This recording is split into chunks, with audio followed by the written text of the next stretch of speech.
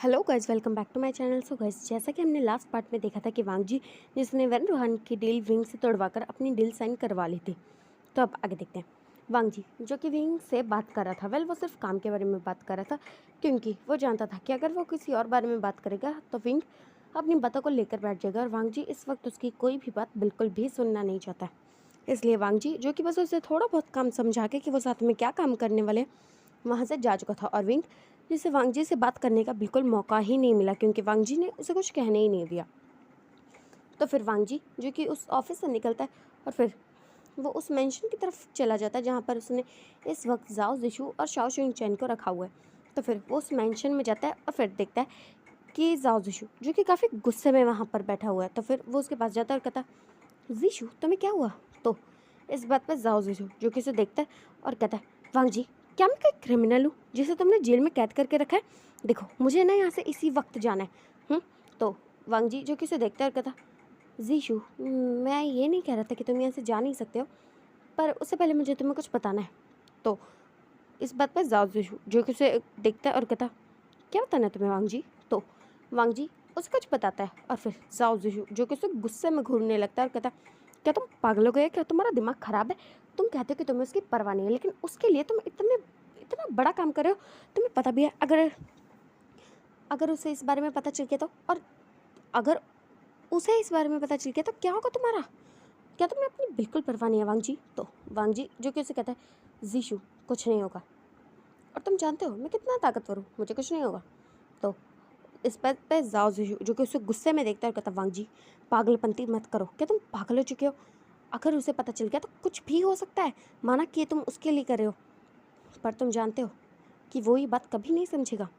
तो वांग जी जो कि जानता था कि जाओ जिशु जो कह रहा है वो बिल्कुल सही है, बट फिर भी वो अपनी इज्जत जो कि बिल्कुल भी नहीं छोड़ता। और फिर वांग जी और जाओ जिशु जो कि काफ़ी देर तक बहस करने के बाद आखिरकार वांग जी जो कि जाओ जिशु को मना ही लेता है। और फिर वांग जी जो कि उसे देखता और कहता, तो तुम मेरे साथ आना चाहोगे? तो इस बात पे जाओ जिशु जो कि उसे देखता और कहता, "हम्म, तो तुम्हें अब भी पता है कि मुझे क्या पसंद है ना?" तो वांग जी कहता है, हाँ हाँ जो मुझे पसंद है वही तुम्हें पसंद है, तो क्यों ना साथ में करें। इस बात पे जाओ जो कि उसे देखता और कहता, ठीक है जैसा तुम कहो। तो फिर वांग जी जो कि एक बार जीशु को देखता और फिर शाओ शिंगचैन को देख के कहता, शिंगचैन हम साथ में जाएंगे। तो शाओ शिंगचैन जो कहता है, जी बॉस। उसके बाद वांग जी जो कि उनसे थोड़ी कुछ काम की बातें करता है और थोड़े हालचाल पूछ के फिर वो अपने घर की तरफ निकल जाता है। और वो अपने घर की तरफ जा ही रहा था कि तभी उसे एक वाइट कलर की कार दिखती है जिसका एक्सीडेंट हो चुका था और वो कार पलट चुकी थी। तो वांग जी जो कि वहाँ से जा रहा था, वेल वांग जी की आदत तो नहीं है कि वो किसी और के मामले में टांग रहा है, बट उस कार को देखकर और उसे कुछ फील हुआ कि शायद उसे इसकी मदद करनी चाहिए। तो वो जैसे उस कार को क्रॉस करके जा रहा था तो उसने अचानक से ब्रेक किया और फिर वो अपनी कार से उतरा तो उसने देखा कि वो कार जो कि थोड़ी ही देर में ब्लास्ट होने वाली है, क्योंकि उस कार में आग लगी हुई है। तो फिर वांग जी जो कि उस कार की तरफ जाता है और उसमें देखता है कि इसमें एक ओमेगा है। तो वांग जी जो कि कार के डोर को बड़ी मुश्किल से ओपन करता है, क्योंकि कार पलट चुकी थी और डोर अंदर से लॉक था, इसलिए वो काफ़ी मुश्किल से उसे ओपन करता है और फिर उस ओमेगा को बाहर लाता है और अपनी कार में पटक देता है और फिर वो उसे हॉस्पिटल की तरफ ले जाता है। और थोड़ी ही देर में वो हॉस्पिटल पहुंच भी जाते हैं और वांग जी जो कि उसके फ़ोन को देखता है और जिस उस पर जो सबसे पहला नंबर था उसे डायल कर देता है। और फिर वांग जी जो कि हॉस्पिटल में बस वेट कर रहा था कि कब उसकी फैमिली आए और वांग जी जो कि यहाँ से जा सके, बट अभी तक कोई भी नहीं आया था। तो वांग जी जो कि काफ़ी ज़्यादा गुस्सा हो रहा था, क्योंकि अगर वो जल्दी घर नहीं गया तो उसे फिर से अपने डैड को कोई बहाना देना पड़ेगा, और वो इस वक्त ऐसा करने के बिल्कुल मूड में नहीं है। और थोड़ी ही देर में वहाँ 2-3 लोग आते हैं जिन्हें वांग जी बिल्कुल भी नहीं जानता, इसलिए वांग जी उन्हें फुल टू इग्नोर करता है। बट उस चौथे इंसान को देखकर वांग जी जिसकी आंखें शौक में बड़ी हो गई थी कि ये यहाँ क्या कर रहा है, कि क्या इसका भी कोई यहाँ पर है। वांग जी जो कि ये सारी बातें सोच ही रहा था और उसका ध्यान तब टूटता है जब वो पर्सन बिल्कुल वांग जी के सामने आके खड़ा हो जाता है और कहता, लंजा तुम यहाँ क्या कर रहे हो? तो वांग जी जो कि अपने ध्यान से बाहर आता है और कहता, लान वांग जी, मेरा नाम लान वांग जी है। तो इस बात पे वो पर्सन वो कहता है, फाइन वांग जी तुम यहाँ क्या कर रहे हो? तो वांग जी जो कि उसे देखता है और कहता, तुमसे मतलब, पर तुम यहाँ किस लिए आए हो? तो फिर इस बात पे वो पर्सन जो कहता है, वो क्या है ना, मेरा वो उसने इतना ही कहा था कि तभी वहाँ से एक ओमेगा लड़की जो कि उसे आवाज़ देती है और कहती है आशियान जियांगचेंग यहाँ है। तो वांग जी विंग गाइज वो विंग था। तो विंग जो कि यानली को देखता है और फिर कहता है जी शीजिए, और फिर वो वहाँ आ जाता है और देखता है कि जियांगचेंग को काफ़ी ज़्यादा चोट लग चुकी है। तो वांग जी जो कि उसे देखता है और सोचता है कितना बुरा है ये, इसकी फैमिली भी है और इसने मुझे कभी बताया भी नहीं। और ये सोचने के बाद फिर वो जो कि वहाँ से जाने लगता है और विंग जो कि देख रहा था कि वांग जी वहाँ से जा रहा है, तो विंग जो कि वांग जी के पीछे आ जाता है और वो होटल से हॉस्पिटल से बाहर गार्डन में आ चुके थे। तो वांग जी जो कि अपनी कार की तरफ जा रहा था और विंग ने अचानक से इसका हाथ पकड़ लिया और वांग जी जो कि उसकी तरफ टर्न होता और कहता है क्या चाहिए तुम्हें विंग। तो विंग कहता है शुक्रिया वांग जी मेरे भाई को बचाने के लिए। तो वांग जी जो कि उसे देखता और कहता कोई बात नहीं। और ये कहने के बाद वो इंतज़ार करने लगा कि विंग कब उसका हाथ छोड़ेगा। और फिर काफ़ी देर तक जब उसे रियलाइज़ होता है कि विंग हाथ छोड़ ही नहीं रहा है, तो फिर वो टर्न होता है और वो विंग को कुछ कहता है। उससे पहले ही एक आवाज़ जो कि उसके कानों में आती है, वो कहती है वांग जी तुम यहाँ क्या कर रहे हो। तो वांग जी जो कि उस आवाज़ की तरफ टर्न होता है और देखता है कि उसके बिग ब्रदर यानी कि लैंस चैन वो यहाँ पर है। तो वो मन में सोचने लगता है कि आखिर गगा यहाँ क्यों है, कहीं किसी को कुछ हो तो नहीं गया है। वो ऐसा मन में सोच रहा था, बट वो अपने गगर को कुछ कहता उससे पहले विंग जो कि लैंस चैन का हाथ पकड़ता है और फिर कहता ओह तो तुम आ गए, देखो तुम्हारी वजह से मेरे भाई की क्या हालत हो गई है और तुम अब आ रहे हो बेवकूफ़ कहीं के। और वांग जी जो कि अपने ब्रदर से बहुत सारी बातें पूछना चाह रहा था क्योंकि उसे कुछ भी समझ में नहीं आता कि अगर उसके भाई की ये हालत है तो उसमें भला मेरे गगर की क्या गलती है। यही पूछने के लिए वांग जी जो कि अपनी गगर के पास जाने वाला था, बट विंग जो कि उसके ब्रदर का हाथ पकड़ के उसे अंदर ले जाता है।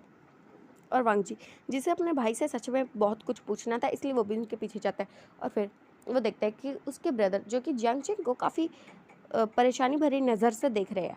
और फिर वांग जी जो कि अपने गग की तरफ बढ़ने ही वाला था कि तभी उसका कॉल रिंग होता है। वो देखता है कि उसके डैड का कॉल है, तो वो उस कॉल को पिक करता है और फिर उसके डैड जो कि कहते हैं वांग जी तुम जहाँ कहीं भी हो जल्दी से जल्दी घर आओ, और क्या तुम्हें पता है कि तुम्हारा भाई कहाँ है। तो इस बात पे वांग जी जो कि एक बार अपने ब्रदर की तरफ देखता है और दूसरी बार फ़ोन की तरफ कि क्या उसे बताना चाहिए, बट फिर भी वो सोचता है कि नहीं। तो वो कहता है मुझे नहीं पता कि गगा कहाँ है। तो इस बात पे उसके डैड जो कि उसे कहते हैं ठीक है तुम जल्दी घर वापस आओ। तो वांग जी जो कि अपने ब्रदर से काफ़ी कुछ पूछना चाहता था, बट वो कुछ भी नहीं पूछता है और वहाँ से अपने घर की तरफ चला जाता है। विंग को तो लगा था कि वांग जी पहले ही जा चुका है क्योंकि आई एम सॉरी, विंग को तो लगा था कि वांग जी वहाँ से जा चुका है इसलिए उसने ध्यान भी नहीं दिया कि वांग जी वहाँ था। तो फिर वांग जी जो कि अपने घर आ जाता है और फिर वो देखता है कि उसके डैड जो कि हॉल में ही उसका इंतज़ार करे। तो वांग जी जो कि अपने डैड के पास जाता है और कहता है क्या हुआ डैड। तो इस बात पे उसके डैड जो उसे देखता है और कहता है आखिर तुम दोनों भाइयों का चल क्या रहा है। तो वांग जी जो कि अपने डैड को देखता है और कहता है क्या मतलब है आपका। तो उसके डैड जो कि कहते हैं मुझे समझ में नहीं आया, तुम्हारा वो बड़ा भाई वो पता नहीं कर किस वक्त कहाँ रहता है और तुम ऑफिस में आए हो लेकिन ऑफिस में रहते कब हो, तुम पता नहीं कब कब कहाँ रहते हो, ना कभी घर आते हो, आखिर तुम्हारा चल क्या रहा है वांग जी। तो वांग जी जो कि इस बात पे सोचता है और फिर कहता है मुझे कुछ काम था। तो उसके डैड जो कि उसे देखता है और कहता है वांग जी तुम्हें ऑफिस का काम होता है तो मुझे पता होना चाहिए ना कि तुम कहाँ हो, बट तुम कभी भी ना तो ऑफिस में होते हो ना शिवम को पता होता है तुम हो कहाँ, आखिर तुम जाते कहाँ हो। तो वांग जी जो कि जानता था कि उसके डैड बिल्कुल सही बात कह रहे हैं, बट वो इस बारे में अभी कोई भी जवाब देना ज़रूरी ही नहीं समझता, इसलिए वो अपने डैड को देखता है और कहता है मुझे काम था। और फिर ये कहने के बाद वो अपने रूम की तरफ जाने लगता है और उसके डैड जिसे समझ में आ चुका था कि ये बंदा कुछ भी नहीं बोलने वाला, तो फिर वो उसे कहते हैं कि अच्छा तो तुम्हारा भाई कहाँ है। तो वांग जी जो कि इस बात पे स्टॉप होता है और फिर कहता है मुझे नहीं पता कि गगा कहाँ है। और ये कहने के बाद वो अपने रूम में चला जाता है और उसके डैड जो कि गुस्सा हो जाते क्योंकि ये दोनों भाई पता नहीं कब कहाँ गायब रहते हैं। इस बात से उन्हें बहुत ज़्यादा गुस्सा आ रहा था, बट वो इस वक्त कुछ भी नहीं कर सकते। तो फिर वांग जी जो कि अपने रूम में जाता है और वो सोच ही रहा था कि आखिर जियांगचेंग और उसके ब्रदर का ऐसा क्या रिश्ता है कि विंग ऐसे क्यों कह रहा था कि उसके भाई की वजह से उसके भाई की ऐसी हालत हुई है। उसे कुछ भी समझ में नहीं आ रहा था और फिर वो फ्रेश होता है और फिर नीचे जाकर डिनर करता है। उसके डैड जो कि उसे तब पूछ रहे थे कि आखिर लैंस चैन कहाँ है, बट वांग जी जो कि कहता है कि उसे नहीं पता है। और वांग जी जो कि सोने के लिए अपने रूम में जाने वाला था, तभी उसके डैड उसे रोकते हैं और कहते हैं वांग जी क्या तुम्हें सच में नहीं पता कि वो कहाँ है। तो वांग जी जो कि सच में बहुत ज़्यादा गुस्सा आ रहा था उसे, बट वो अपने डैड पे तो गुस्सा नहीं कर सकता ना, इसलिए वो कहता है मुझे नहीं पता कि गगा कहाँ है। और ये कहने के बाद वो अपने रूम में चला जाता है और वो जैसे ही अपने रूम में जाता है तो उसे एक कॉल आ जाती है। तो वो कॉल उठाता है तो देखता है कि ये तो सीक्रेट है। तो फिर वो उस कॉल को उठाता है और कहता है क्या बात है। तो वहाँ से वो पर्सन जो कि कहता है बॉस बहुत बड़ी गड़बड़ हो चुकी है, एलिंग पैट्रियार्ट को मिलने के लिए बुलाया है। तो इस बात पे वांग जी जो कि शॉक हो जाता है और फिर वो कहता है क्या माफिया किंग ने बुलाया है? तो वो पर्सन जो कि कहता है माफिया किंग एलिंग पैट्रियार्ट को बुला रहे हैं, मुझे लगता है कुछ गड़बड़ होने वाली है।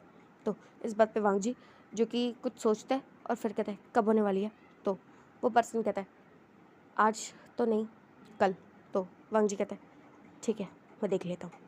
और ये कहने के बाद फिर वो अपना कॉल कट करता है और सोचने लगता है कि आखिर अब इस माफिया किंग को एलिंग पैट्रियार्ट यानी कि विंग से क्या काम है।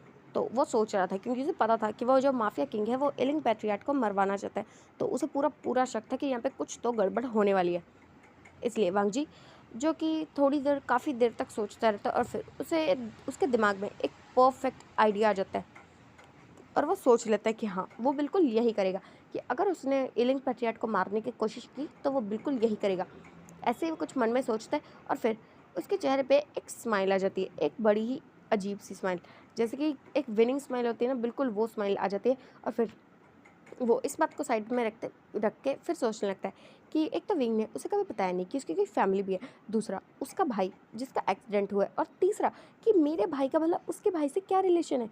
और यही सोचते हुए वो अपना फ़ोन उठाता है और किसी को कॉल करता है और उसे पता करने को कहता है कि लैन सेचन और जंग चेंग का क्या रिश्ता है। तो उसे थोड़ी ही देर में ये बात पता चल जाती है। तो फिर वो मन में एक छोटी सी स्माइल करता है और कहता है गगा अब तो सच में बड़े चालाक हो। ऐसे वो मन में ही सोचता है और फिर अपने फ़ोन को साइड में रख के सो जाता है। बट सोने से पहले वो किसी को बहुत सारे मैसेज करता है और उसके बाद वो सो जाता है और अपने सपनों की दुनिया में खो जाता है। तो अब देखते हैं एक ओमेगा जो कि कूदते हुए तैयार हो रहा था क्योंकि आज उसके कॉलेज का पहला दिन है और वो बिल्कुल भी लेट नहीं होना चाहता और वो काफ़ी ज़्यादा खूबसूरती से तैयार हो रहा था। उसने एक ब्लैक कलर की जीन्स, एक वाइट कलर की टी शर्ट और अपने हेयर्स को पोनीटेल में टाई किया था और वो जो कि काफ़ी ज़्यादा खूबसूरत लग रहा था। उसकी गोल्डन आइज़, उसके लुक, और वो दिखने में काफ़ी ज़्यादा खूबसूरत था। तो जब वो अपने रूम में तैयार हो रहा था तब उसकी मदर जो कि उसे नीचे से कहती है जल्दी आ जाओ वरना तुम लेट हो जाओगे। तो इस बात पे वो ओमेगा जो कि मन में सोचता है हाँ मैं कभी लेट हो ही नहीं सकता।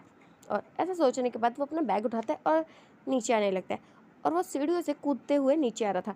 तो उसके ब्रदर जो कि उसे देखता है और कहता है बस करो गिर जाओगे। तो वो ओमेगा जो कि अपने ब्रदर को देखता है और कहता कुछ नहीं होगा मुझे, मैं कभी नहीं गिर सकता।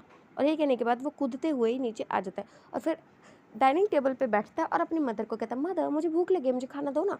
तो उसकी मदर जो कि किचन में थी वो कहती है रुक जाओ 2 मिनट वांग जी मैं आ रही हूँ।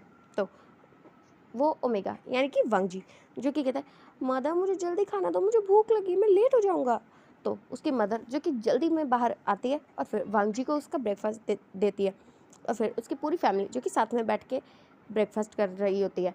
वांग जी, उसके ब्रदर लैंसचन, उसकी छोटी बहन लैंसी, उसके मदर और उसके फादर। तो वांग जी जो कि पहले बड़े आराम से ब्रेकफास्ट कर रहा था चुपचाप और फिर 2 मिनट बाद ही वो अपने गगा को देखता है और कहता गगा आप शादी कब कर रहे हो। तो इस बात पे उसके गगा जो कि पानी पी रहे थे उनका पानी उनके मुंह में ही अटक जाता है और फिर वो वांग जी को शॉकिंग भरी निगाहों से देख रहे थे। तो वांग जी जो कि उन्हें देखता है और फिर कहता क्या आप ऐसे क्यों देख रहे हो, क्या आप अपनी गर्लफ्रेंड से शादी नहीं करोगे। तो उसके ब्रदर जो कि अपना पानी जो कि उनके मुंह में था वो बाहर ही आ जाते हैं और फिर सब लोग जो कि लैंसचैन की तरफ देखने लगता है और लैंसचैन जो कि वांग जी को कहता है वांग जी अपना मुंह बंद रखो। तो वांग जी जो कि अपने गगा को देखता है और कहता है क्या हुआ आप इतना गुस्सा क्यों कर रहे हो। तो उसके गगा जो कि उसे देखता है और कहता है वांग जी। तो वांग जी जो कि एक बार अपने गगा को देखता है और फिर अपनी पूरी फैमिली को देखता है और उसे समझ में आ चुका था कि उसे ये बात अभी तो बिल्कुल भी नहीं करनी चाहिए थी। और फिर वो अपने वांग जी अपने ब्रदर को एक छोटी सी स्माइल देता है और कहता है सॉरी। और फिर ये कहने के बाद वो चुपचाप अपना खाना खाने लगता है और उसके मदर फादर जो कि लैंसचन को अब देख रहे थे और लैंसचन जिसे पता चल चुका था कि अब तो गड़बड़ होने वाली है। और फिर वो चुपचाप अपने ब्रेकफास्ट करते हैं और वांग जी जो कि अपना ब्रेकफास्ट करने के बाद अपना बैग उठाता है और वो बाहर की तरफ जाने ही वाला था कि तभी वो उसे कुछ याद आता है और वो टर्न होता है और अपने ब्रदर को देखता है जिनके हाथों में एक चाबी है और एक फ़ोन है जिससे वो कॉल पे बात करे। तो वांग जी जाके उनके सामने खड़ा हो जाता है और उन्हें कहता है, गगा मेरी बात सुनो। तो उसके गगा जो कहता है, वांग जी 1 मिनट। तो वो कहता है, गगा बात सुनो। तो उसके गगा कहते हैं, तो वांग जी 1 जो मिनट। कि अपने गगा को कहता है, गगा मेरी बात सुनो वरना मैं अभी डैड को बता दूंगा आपकी गर्लफ्रेंड के बारे में। तो इस बात पे उसके गगा जो कि जल्दी से अपना कॉल काटता है और कहता है, क्या चाहिए तुम्हें, जल्दी बोलो। तो वांग जी जो कि अपने हाथों को फैला के अपने गगा के सामने खड़ा हो जाता है। तो फिर उसके गगा जो कि एक बार उसकी शक्ल को देखते और दूसरी बार उसके हाथों को देखते हुए कहते हैं, वांग जी तुम्हें क्या चाहिए। तो वांग जी जो कि अपनी चेहरे पे एक बड़ी सी स्माइल लाता है और अपने गगा को देख के कहता है, गगा की दो ना। तो उसके गगा जो कि उसे कन्फ्यूजन में देखता है और कहता है, किस चीज़ की। तो वांग जी जो कि अपने गगा को देखता है और कहता है, बाइक की दो ना। तो उसके गगा जो कि साफ साफ उसे मना कर देते हैं कि वो उसे की बिल्कुल भी नहीं देंगे। तो वांग जी जो कि इस बात पे मुंह फुला लेता है और फिर कहता, गगा देखो अगर आपने मुझे की नहीं दी ना तो मुझसे बुरा कोई नहीं होगा। तो उसके गगा जो कि उसे कहता है, बिल्कुल भी नहीं, तुम छोटे बच्चे और छोटे बच्चे बिल्कुल भी बाइक नहीं चलाते। तो वांग जी जो कि अपनी गगा के सामने आ जाता है और फिर अपने आप को शो करते हुए कहता है, देखो मुझे, क्या मैं छोटा बच्चा हूँ। तो उसके गगा जो कि उसे ऊपर से नीचे नीचे से ऊपर देख के हुए कहते हैं, हाँ तुम बच्चे हो, 2 साल के बच्चे हो। तो वांग जी जो कि इस बात पे और ज़्यादा गुस्सा हो जाता है और फिर वो अपनी ओवर एक्टिंग शुरू कर देता है और फिर कहता है, गगा आप तो ना मुझसे प्यार ही नहीं करते हो, आप तो बस लैंसी से प्यार करते हो, अपनी उस सोकल गर्लफ्रेंड से प्यार करते हो, आप मुझसे तो प्यार ही नहीं करते हो ना, मैं तो आपका भाई हूँ ही नहीं ना, आप तो मुझे कचरे में से उठा के लाए थे। और ऐसे करके वो अपनी ओवर एक्टिंग शुरू कर देता है। और लैंसडैन जो कि अपने भाई की आंखों में आंसू देखकर थोड़ी ही देर में पिघल भी जाते हैं और फिर मुझे कहता है, अच्छा अच्छा ठीक है वांग जी, रो मत, मैं दे रहा हूँ चाबी। तो फिर वांग जी जो कि अपने नकली आंसू को पोंछता है और फिर अपने गगा के सामने हाथ फैला के खड़ा हो जाता है। तो उसके गगा जो कि उसे चाबी देना तो नहीं चाहते थे, बट वो अपने ब्रदर को रोते हुए तो बिल्कुल भी नहीं देख सकते, इसलिए वो उसे की दे देते हैं। और फिर वांग जी जो कि की लेकर इतनी तूफान की स्पीड से भागता है कि क्या कहने। और फिर लैंसस्टन जो कि टर्न होते हैं तो देखते हैं उसके फादर जो कि उसके पीछे खड़े हुए और फिर वो सोचते हैं कि क्या इन्होंने मेरी बात सुन ली। तो उसके फादर जो कि कहते हैं, लैंसस्टन तो तुम्हारे पास कोई गर्लफ्रेंड भी है। तो इस बात पर लैंसस्टन जो कि डर चुके थे क्योंकि उन्होंने तो किसी को बताया ही नहीं था और वांग जी ने सबको बता दिया, अब पता नहीं क्या होगा। तो लैंसस्टन जो कि मन में ही वांग जी को कहते हैं, वांग जी तुम्हें छोड़ूंगा नहीं।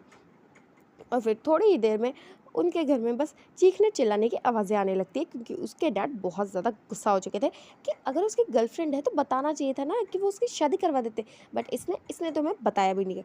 और फिर उन्हें काफ़ी देर तक झगड़ करने के बाद आखिरकार ये पता चल जाता है कि पिछले 2 साल से ये बातें उससे छुपा रखी है और इस बात पर तो वो और ज़्यादा नाराज़ हो चुके थे। और दूसरी तरफ वांग जी जो कि अपनी बाइक को लेता है और जाओ जिशु के मेंशन के बाहर आके खड़ा हो जाता है और फिर वो जाओ जिशु को आवाज़ लगाने लगता है। तो जाओ जीशु जो कि कुछ 10-15 सेकंड में ही आ जाता है और फिर वांग जी से कहता है, वांग जी इतना क्यों चिल्ला रहे हो। तो वांग जी जो कि कहता है, जीशु तुम लेट हो। इस बात पे वो कहता है, मैं लेट नहीं हूँ, तुम जल्दी आए हो। तो वांग जी जो कि उसे देखता है कहता है, अच्छा अच्छा बकवास बंद करो और जल्दी मेरे पीछे बैठो। तो फिर जाओ जीशु जो कि कहता है, बट मेरे पास अपनी बाइक है ना। तो इस बात पे वांग जी जो कि उसे देखता है और कहता है, बिल्कुल नहीं, तुम मेरे साथ चलोगे, बस बात ख़त्म।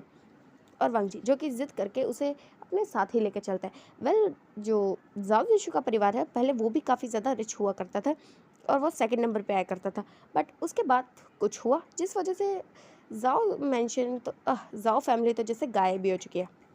तो अब आगे देखते हैं वांग जी जो कि तूफान की स्पीड से अपनी बाइक को भगाते हुए कॉलेज में ले आया था और कॉलेज में एंटर करते ही वो अपने सारी बाइकिंग स्किल्स को दिखाकर अपनी बाइक को चारों तरफ घुमाने के बाद उसे पार्क कर चुका था और सारे लोग जो कि उसकी बाइकिंग स्किल्स को देखकर काफ़ी ज़्यादा इम्प्रेस हो चुके थे। वेल इम्प्रेस करने के लिए उसकी खूबसूरती ही काफ़ी थी, बट उसकी बाइकिंग स्किल्स वो तो बिल्कुल परफेक्ट थी। तो उसके बाद वांग जी जो कि अपनी बाइक से उतरता है और फिर उसे अपने काफ़ी सारे दोस्त यहाँ पे मिल जाते हैं, जैसे कि नी हुईसांग, मिया मिया मैंग्याओ और ऐसे काफ़ी सारे दोस्त और शाओशिंग चैन भी इसे यहाँ पे मिल चुके थे। उसके बाद वांग जी जो कि अपने दोस्तों को हाय कहता है और वहाँ से जाने ही वाले थे कि तभी उसे कार की आवाज़ सुनाई देती है। तो वो टर्न होकर देखता है कि एक ब्लैक कलर की बड़ी सी कार कॉलेज में एंटर की है। तो फिर वो देखता है कि उस कार में से एक अल्फ़ा उतरा है और वांग जी जो कि उस अल्फ़ा को देखते ही रह गए थे क्योंकि वो अल्फ़ा काफ़ी ज़्यादा हैंडसम था। उसकी ब्लैक कलर की जीन्स, ब्लैक कलर की टी शर्ट और उसके ब्लैक कलर के शूज़ और उसकी सिल्वर आइज़ और उस पर गॉगल्स, वो कितना ज़्यादा खूबसूरत लग रहा है। और वांग जी जो कि ऐसा सोच ही रहा था और फिर जाजिशु जो कि उसे मारता है और फिर कहता है वांग जी क्या देख रहे हो। तो वांग जी जो कि कहता है जीशु वो अल्फ़ा कितना ज़्यादा हैंडसम है ना। तो जाओ जीशु उसी डायरेक्शन में देखता है जहाँ पर अभी वांग जी देख रहा था। तो फिर वो उसे देखता है और कहता हाँ ठीक ही है।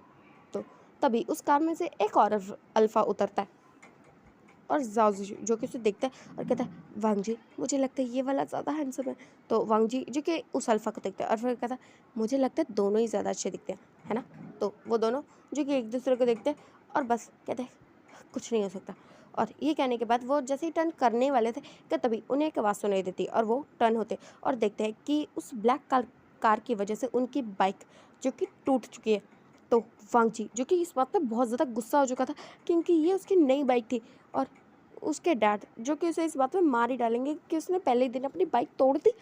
तो फिर वांग जी जो कि उस अल्फ़ा को देखता है और फिर सीधा उसके पास चला जाता है और उसके कॉलर को पकड़ लेता है और कहता यू अल्फ़ा तुम्हें दिखता नहीं है, तुमने मेरी नई बाइक को तोड़ दिया। देखो अगर आज मैं अपनी बाइक घर वापस नहीं लेके गया ना तो मेरी खैर नहीं, और अगर मुझे कुछ हुआ ना तो तुम्हारी खैर नहीं, और मैं ना तुम्हें छोड़ूंगा नहीं। अभी कभी मेरी बाइक को ठीक करके दो वरना मुझसे बुरा कोई भी नहीं होगा। और वो उसे ऐसे काफ़ी कुछ डांटे जा रहा था और वो अल्फ़ा जो कि उसे शॉक में देख रहा था कि आखिर ये ओमेगा कर क्या रहा है कि माना यार कि उससे गलती हो चुकी है बट वो माफ़ी मांगने ही वाला था। और ये ओमेगा ये कितना वाइल्ड है ऐसा वो मन में सोच रहा था। और फिर काफ़ी देर तक डांटने के बाद जाओ जिशु जो कि वांग जी के पास आता है और उस अल्फ़ा से उसे छुड़वाता है और फिर कहता वांग जी बस करो। तो वांग जी जो कि उस अल्फ़ा को देखता है और फिर कहता देखो अगर मेरी बाइक मुझे छुट्टी तक ठीक नहीं मिली ना तो देख लेना, तो मुझसे बुरा ना तुम्हारे लिए कोई भी नहीं होगा। और ये कहने के बाद वो वहाँ से चला जाता है और वो अल्फ़ा जो कि काफ़ी शॉक हो चुका था कि आखिर ये ओमेगा क्या चीज़ है।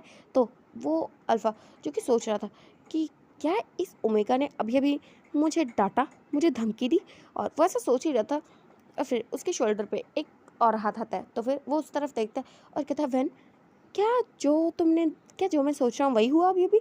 तो इस बात पे उसका दोस्त जो कि था वैन किसिंग वो उसे देखता है और कहता है हाँ जो तुमने सोचा बिल्कुल वही हुआ। उस ओमेगा ने तुम्हें बहुत बुरी तरह से धमकाया भी, डराया भी और तुम्हारी काफ़ी ज़्यादा इंसल्ट भी कर दी। तो वो अल्फ़ा वो कहता है ओह माय गॉड ये ओमेगा, मुझे इस पर बहुत ज़्यादा गुस्सा आ रहा है, कैसे मुझसे डर नहीं लगता। तो इस बात पे वैन किसिंग जो किसी देखता है और कहता अगर उसे पता होता कि तुम कौन हो तो ज़रूर, बट शायद कोई गारंटी नहीं है कि अगर उसे पता होता तो वो तुमसे डरता। विंग तो इस बात पे वो विंग जो कि या वो व्यू जानता। तो वो कहता है हाँ देखो मुझे कोई इससे पंगा नहीं चाहिए, इसलिए इसकी बाइक ठीक करो, फिर देख लेंगे इसे बाद में। तो फिर ये कहने के बाद वो उसकी बाइक को बस ठीक होने के लिए कह देता है और फिर वो लोग अपनी क्लास की तरफ चले जाते और विंग जो कि देखते कि वो ओमेगा उसी क्लास में, और ये सोचने के बाद तो वो अपने सर पे हाथ मार लेता है कि उसकी फूटी किस्मत। और फिर वो विंग और वैन किसिंग जो कि साथ में थे और साथ में ही क्लासेस अटेंड कर रहे थे और थोड़ी ही देर में उनका लंच ब्रेक हो जाता है जहाँ पे वांग जी अपने दोस्तों के साथ लंच कर रहा था और विंग जो कि अपने दोस्तों के साथ लंच कर रहा था। और फिर वो लोग जो कि थोड़ा घूम रहे थे और अगर वो एक दूसरे से टकराते तो फुल टू इग्नोर कर देते थे। बट विंग जिसे ये बात बिल्कुल पसंद नहीं आती क्योंकि उसने ये चीज़ देखी थी कि जब वो कार से उतरा था तो वांग जी उसे कैसे देख रहा था। तो फिर उसे पता नहीं क्यों बट ये बात बिल्कुल अच्छी नहीं लगती कि वांग जी से इग्नोर करे। तो फिर वांग जी और विंग जो अपने अपने दोस्तों के साथ एक दूसरे को क्रॉस करे थे और तभी विंग के दिमाग में कुछ आता है और वो वांग जी का हाथ पकड़ लेता है और वांग जी जो कि इसकी तरफ टर्न होता है और कहता है क्या चाहिए तुम्हें। तो विंग जो कि उसे देखता है और कहता तुम मुझे इग्नोर करे हो। तो वांग जी जो कि उसे देखता है और कहता मैं तो तुम्हें जानता भी नहीं हूँ तो इग्नोर क्यों करूँगा। तो विंग जो कि उसे देखता है और कहता झूठ मत बोलो, मैंने देखा था तुम मुझे घुर घुर के देख रहे थे, क्यों देख रहे थे तुम मुझे। तो वांग जी जो कि इस बात पे उसे कहता है मेरा हाथ छोड़ो।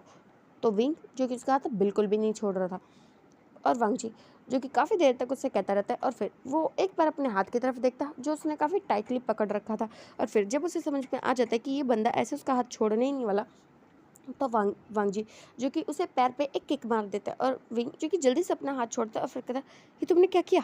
तो वांग जी जो कि उसे देखते हैं और कहता वही किया जो मुझे करना चाहिए बेवकूफ़। और ये कहने के बाद वो आपस में लड़ाई करने लगते हैं और विंग जो कि शॉक में था कि क्या इस ओमेगा को सच में उसे डर नहीं लगता। पहले तो इसने मुझे धमकी दी, डांटा और अब इसने मुझे मारा।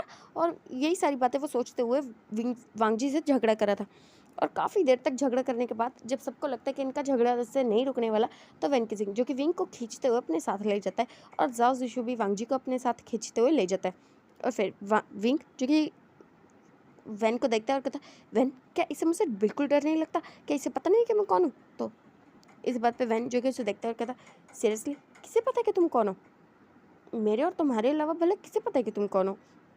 और वो तो तुम्हें ऐसे ही बिहेव करेगा ना जैसे वो तुम्हें जानता ही नहीं, क्योंकि वो तो तुम्हें जानता ही नहीं। और वैसे भी अगर उसने तुम्हें इग्नोर किया तो इससे तुम्हें क्या फ़र्क पड़ रहा है? तो विंग जो कि सोचता है और कहता, हाँ सही कहा तुमने वैन, मुझे लगता है कि मेरा दिमाग ना इस ओमेगा के साथ रहते रहते पागल हो रहा है। देखा, थोड़ी देर में ही मैं इसकी तरह पागल हो चुका हूँ। अगर अगर हम ज़्यादा देर साथ में रहे ना तो मैं पूरा पागल हो जाऊँगा। और ये कहने के बाद फिर वो वैन किसिंग के साथ वहाँ से जाने लगता है। और वांग जी जो कि जाओ जीशु को देखता है और कहता है, जीशु तुमने ऐसा क्यों किया? तुमने उस अल्फा को मुझसे बचाया, मैं ना उसे छोड़ूंगा नहीं। उसकी हिम्मत कैसे हुई? उसने मेरा हाथ कैसे पकड़ा? तो जाओ जीशु जो कि उसे कहता है, वांग जी बस करो, तुम इतना ओवर एक्टिंग क्यों कर रहे हो? मुझे लगता है तुम जानबूझ के ओवर एक्टिंग कर रहे हो। तो वांग जी जो कि उसे देखते हो कहता है, जीशु तुम ना उसकी साइड ले रहे हो, मैं ना तुम्हें छोड़ूंगा नहीं। सो गाइस अब ना ये पार्ट हम यहीं रोकते हैं और हम कल जानेंगे कि आगे क्या होता है। Bye guys.